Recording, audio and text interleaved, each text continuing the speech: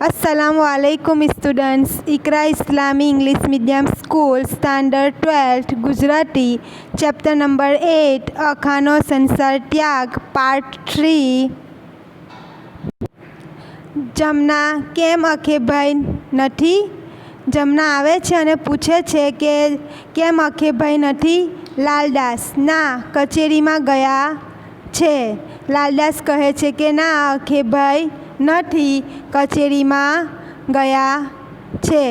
જમના કચેરીમાં ત્યાં કેમ? જમના એકદમ શોક થઈ જાય છે અને કહે છે કે કચેરીમાં ત્યાં કેમ ગયા છે। લાલદાસ એમના પર સોના ચાંદીમાં હલકી ધાતુ ભેરવવાનો આરોપ મુકાયો છે। તે બાદશાહના સિપાહી આવીને લઈ ગયા। લાલદાસ કહે છે કે એમના ઉપર સોના ચાંદીની અંદર હલકી ધાતુ એમણે ભેળવી છે એવો એમની પર આરોપ મૂકવામાં આવેલો છે, એટલા માટે બાદશાહના સિપાહીઓ આવીને એમને લઈ ગયા। જમના હાય હાય અખેભાઈ પર એવો આરોપ શું કહો છો? જમના કહે છે કે અખેભાઈ પર આવો આરોપ, આ તમે શું કહો છો? લાલદાસ ખરું કહું છું, કોઈ અદેખાનું કારસ્તાન લાગે છે। લાલદાસ કહે છે કે હું સાચું કહું છું, કોઈ અદેખાઈમાં એમની સાથે આવું કરેલું છે। જમના ઓ પ્રભુ શું થશે હવે?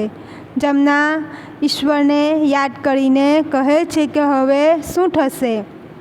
લાલદાસ સિપાહીઓ કહેતા હતા કે કોઈની કાન ભંભેરણી છે એટલે છૂટીને જ આવશે। લાલદાસ કહે છે કે સિપાહીઓ કહેતા હતા કે કોઈએ કાન ભંભેરી કરી છે એટલે છૂટીને જ આવશે। હવે તમે અહીં બેસો તો હું દરબારમાં જતો આવું, મને પણ ચિંતા થાય છે। લાલદાસ જમનાને કહે છે તમે અહીંયા બેસો, હું દરબારમાં એમને જોઈને આવું, મને ઘણું ટેન્શન છે, એમની ચિંતા થાય છે। જમના હા હા હું અહીં બેઠી છું, તમે જલ્દી જાઓ ને કાંઈ ખબર પડે કે તરત મને કહી જજો। અખેભાઈને કાંઈ થાય નહીં એ જોજો હં।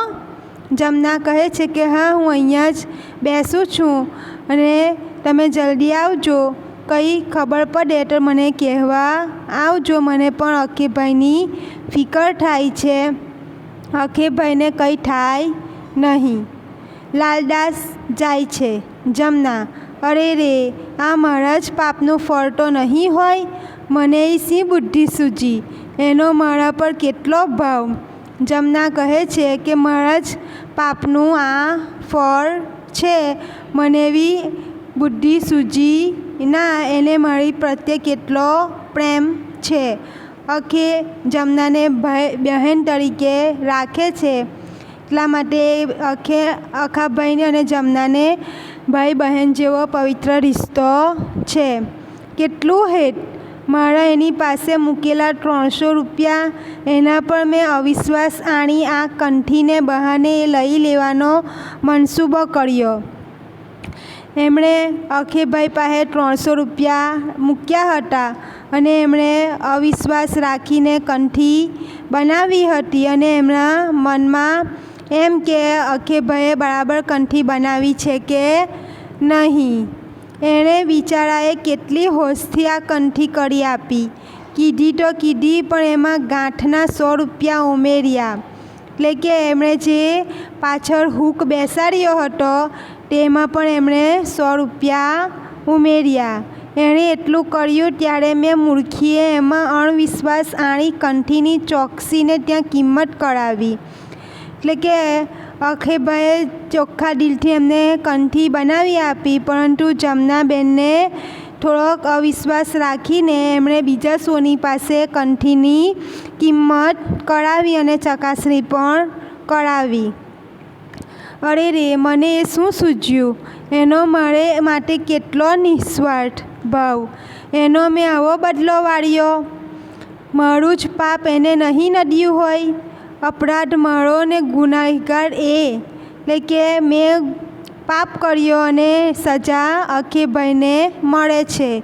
આ તો ચોર કોતવાળને દંડે એવું થયું। ઓ ભગવાન એ જાણશે ત્યારે એને કેટલું લાગશે, મેં આ શું કીધું. જમનાને પસ્તાવો થાય છે. તો વિદ્યાર્થીઓ, આપણે અહીંયા સુધી સમજ્યા. હવે નેક્સ્ટ વિડીયોમાં આગળ સમજીશું.